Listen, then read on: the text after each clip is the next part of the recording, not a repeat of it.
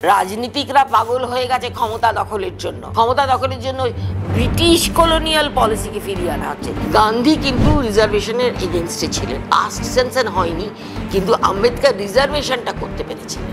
আজ ৭৫ বছরের বেশি আমরা এই অভিশাপ উড়িয়ে বেড়াচ্ছি এবং এখন আবার সেই অভিশাপকে ফিরিয়ে আনা হচ্ছে। এর চেয়ে নিন্দনীয় কাজ আর কিছু হতে পারে না। কেন্দ্রীয় সরকার একটা জনজাতি গণনা অর্থাৎ কাস্ট সেন্সাস বলছে, সেটার বিজ্ঞপ্তি জানিয়েছেন। এখন মজা হচ্ছে যে লোকেরা বিশেষ ভালো বুঝতে পারছে না যে কী হিসেবে হবে। ঠিক প্রথম যখন হয়েছিল ১৯০১ সালে এবং তারপরে ১৯১১ সালে করে ব্রিটিশ, তারপরে কাস্ট সেন্সাসটা বন্ধ হয়ে যায়। ফলে এইটাই হচ্ছে কারণ, ব্রিটিশ এটা ভারতবর্ষের ব্যবস্থাকে না বুঝতে পেরে এইটাকে প্রবর্তন করেছিল। কাস্ট কথাটা হচ্ছে কাস্তা, ল্যাটিন, মানে পিওর। সেই সময় পঞ্চদশ এবং ষষ্ঠদশ শতাব্দীতে আপনার ভাস্কো ডা গামার পিরিয়ড যখন শুরু হলো, ১৪৯৮ ভাস্কো ডা গামা ভারতবর্ষে আসেন, সেই সময় স্পেন এবং পর্তুগালের আইবেরিয়ান অঞ্চলে যেটা হয়েছিল সেটা হচ্ছে যে খ্রিশ্চিয়ানসদের, ক্যাথলিক, জুজ, প্রোটেস্টান্ট এবং মুসলিমস, এদের মধ্যে যাতে মেশা না হয়, এরা যাতে একজনের সঙ্গে আরেকজন মিশে যেতে না পারে, তাই জন্য একটা পিওরিটি অর্থাৎ পবিত্রতা বা শুদ্ধতার কনসেপ্ট এসেছিল। সেটাকেই কাস্তা বলা হয়। কাস্তাটা সব কিছুতেই এসেছিল, অর্থাৎ প্রথমে প্রাণীদের মধ্যে এসেছিল, তারপরে উদ্ভিদের মধ্যে এসেছিল, তারপরে সেটাকে নেওয়া হয়। এইটা করে ব্রিটিশ প্রশাসন, কারণ তারা ভারতবর্ষকে শাসন করতে এবং শোষণ করতে এসেছিল, কিন্তু তারা ঠিক বুঝতে পারছিল না যে বর্ণ কী বা জাতি কী। এই প্রসঙ্গে বলতে পারি যে বর্ণ মানে হচ্ছে শ্রম বিভাজন।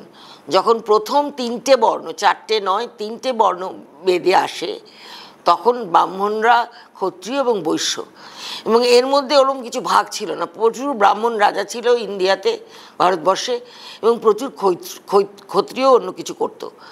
বৈশ্যরাও রাজা ছিল। ইনফ্যাক্ট শাতশূদ্র বলে একদল ছিল গুজরাটে, তারা পরের দিকে রাজা হয়েছিল। তো ভারতবর্ষের ইতিহাস যেহেতু অনেকমুখী, ব্রিটিশ তাকে শাসন করার জন্য ব্রিটিশকে ভাগ করতে হবে, এবং এমনভাবে ভাগ করতে হবে যাতে ব্রিটিশ অ্যাডমিনিস্ট্রেটররা বুঝতে পারে।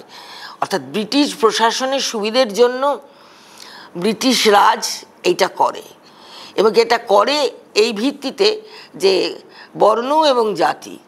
এখন এখানে একটা মুশকিল আছে, বললাম তো, বর্ণ হচ্ছে শ্রমবিভাজন। শূদ্র এসেছিল অনেক বেদের শেষের দিকে, দশম সূক্তয়ে। তখন শূদ্র মানে লেবার।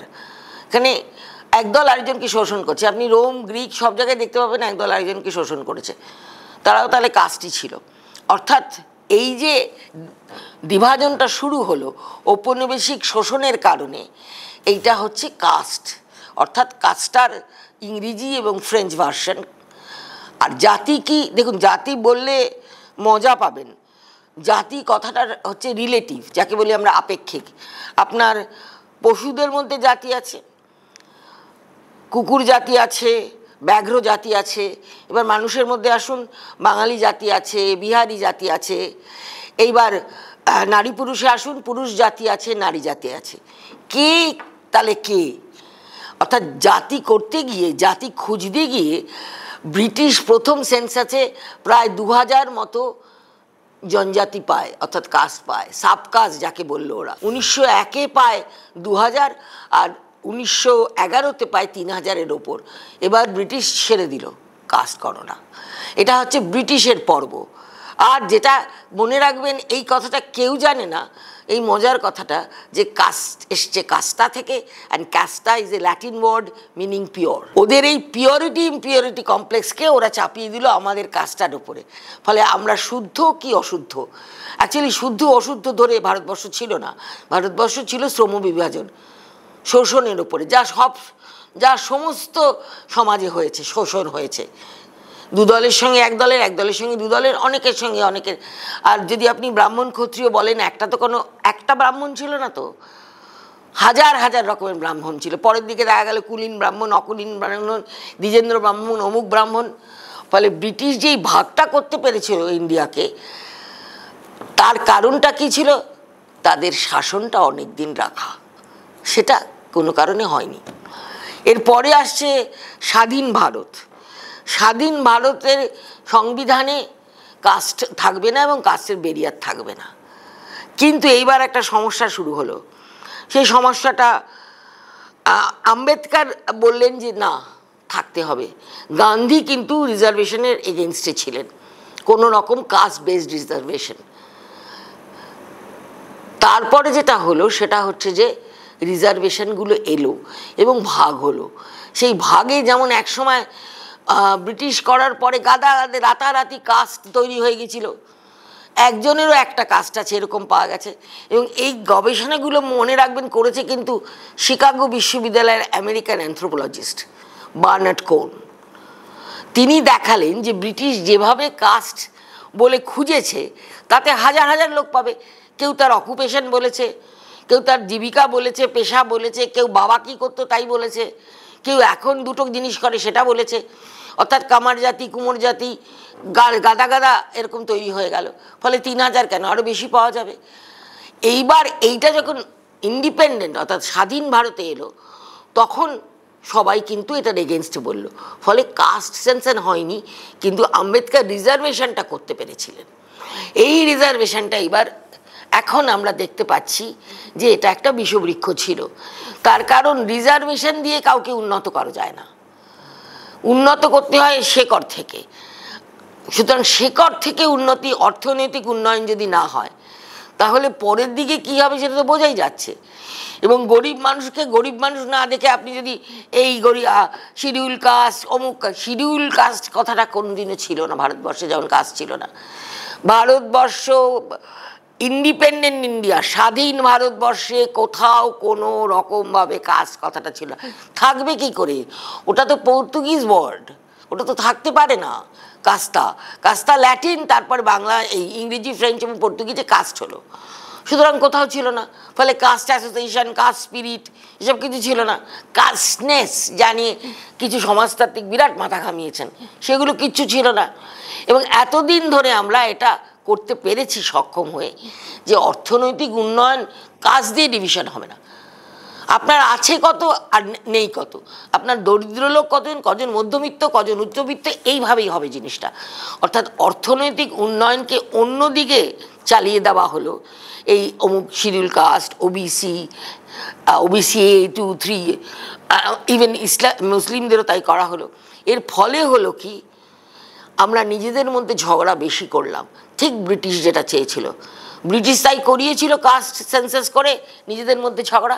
এখনও আমরা তাই করছি, নিজেদের মধ্যে ঝগড়া করছি, রিজার্ভেশন অ্যান্ড অ্যান্টি রিজার্ভেশন।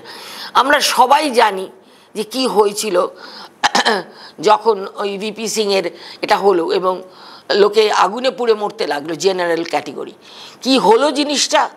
আপনার যদি রিজার্ভেশন হয় তাহলে সবার সেই সময়কার যে এবিলিটি সেটা প্রপারলি টেস্ট হয় না। এই জন্য জেনারেল কাস্টরা কি বলতে লাগলো, যদি তারা কাস্ট হয় আমি বলবো জেনারেল ম্যাসেজ বলতে লাগলো যে কী কথা, আমি 50 পেয়েছি আর ও 30 পেয়েছে, ও কেন না, ওর আগের কি সব ছিল তাই জন্য। তো একজন জেনারেলেরও সে তো দরিদ্র হতে পারে নাকি? একজন ব্রাহ্মণ কি দরিদ্র হয় না? একজন ব্রাহ্মণ তো দরিদ্র হতে পারে। তাহলে তাকে কি করা হবে? তাকে তো রিজার্ভেশন দেওয়া হবে না। অর্থাৎ এই যে ডাবল এজেড স্টোর্ড, দ্বিমুখী তলোয়ার যা ব্রিটিশ পুঁতে গিয়েছিল, এবার ভারতবর্ষকে কাটছে। এবং এর ফলে যেটা দাঁড়াচ্ছে আপনার, আমরা ডিভাইডেড হয়ে যাচ্ছি কাস্ট নিয়ে।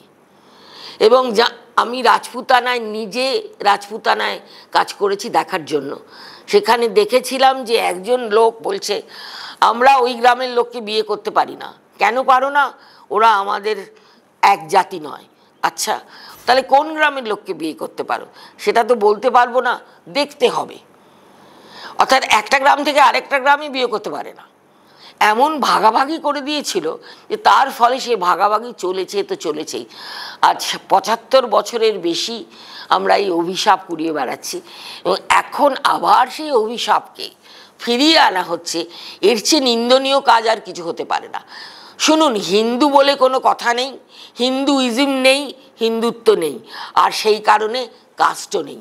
হিন্দু কথাটার মানে হলো সিন্ধু নদীর তীরে যারা চাষ করতো, তাদের ইরানিয়ানরা পড়তে পারতো না, তাই বলতো হিন্দু, আর গ্রিকরা বলতে পারতো না, তাই বলতো ইন্দাস, যেই জন্য মেগাসিনিসের ইন্ডিকা। অর্থাৎ সিন্ধু হিন্দু নদী থেকে হঠাৎ সেই আইডেন্টিটি হয়ে গেল। হিন্দু কে? কেউ না। কি করে জানবো হিন্দুকে?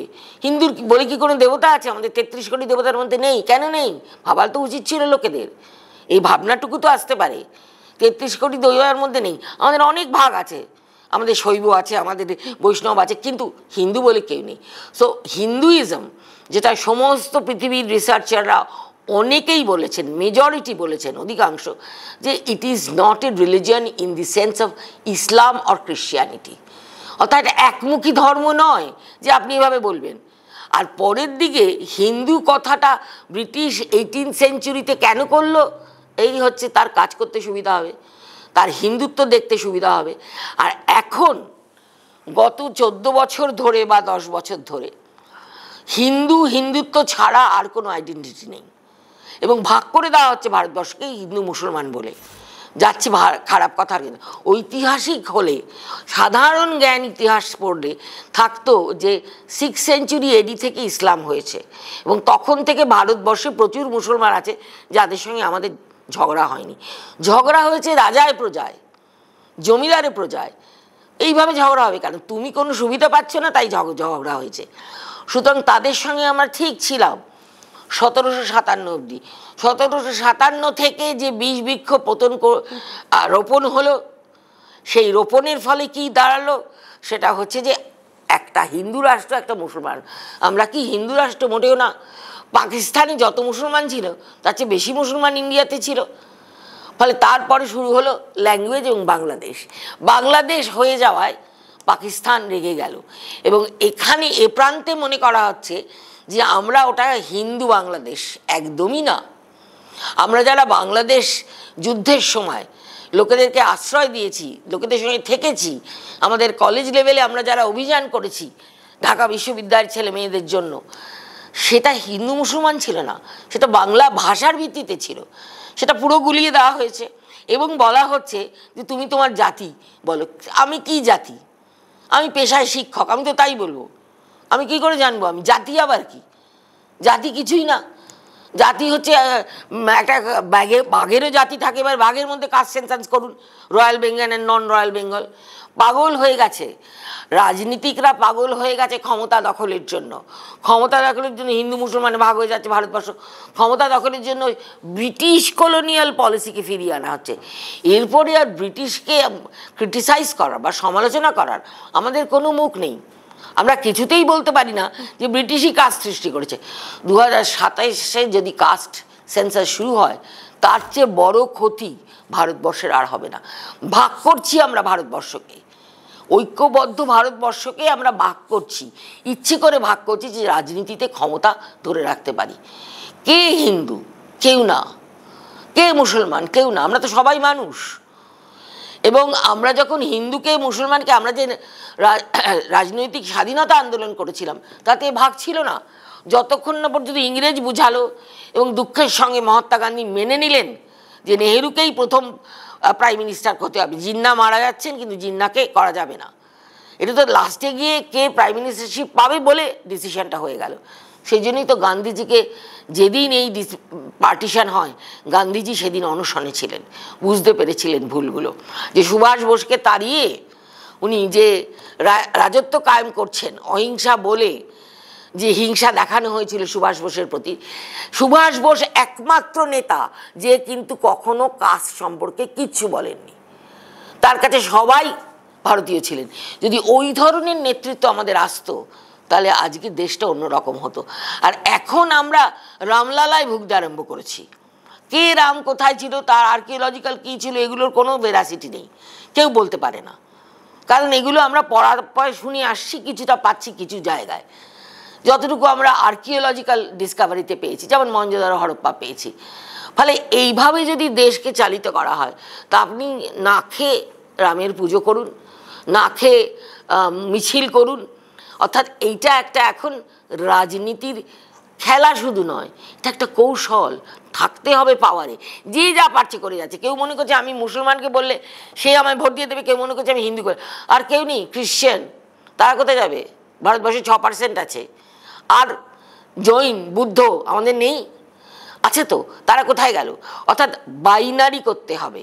রাজনীতিকরা বা যারা শোষণ করে তারা সবসময় ছোট ভাগ করে, বাইনারিতে বিশ্বাস করে। তোমার আছে, তোমার নেই, তুমি আমার নাও। এই যে বাইনারিটা হয়েছে, এবং এর ফলে কেন্দ্রীয় সরকার যে বাইনারি ফলো করছেন, কেন্দ্রীয় সরকার হয়তো বুঝতে পারবেন ওটা করার পরে যে কিভাবে বিভক্ত করে ভারতবর্ষের ক্ষতি করে গেলেন। আসলে বলতে ইচ্ছে করছে সত্য সেলুকাস, কি বিচিত্র এই দেশ। ব্রিটিশ কাস্ট সেন্সাস বন্ধ করে দিয়েছিল 1911-র পরে, কারণ 3000-এর বেশি কাস্ট এসেছিল। আমাদের স্বাধীন ভারতের একজন সরকার সেই কাস্ট বেসিসেই জনগণনা করতে চলেছেন। কি অদ্ভুত কথা।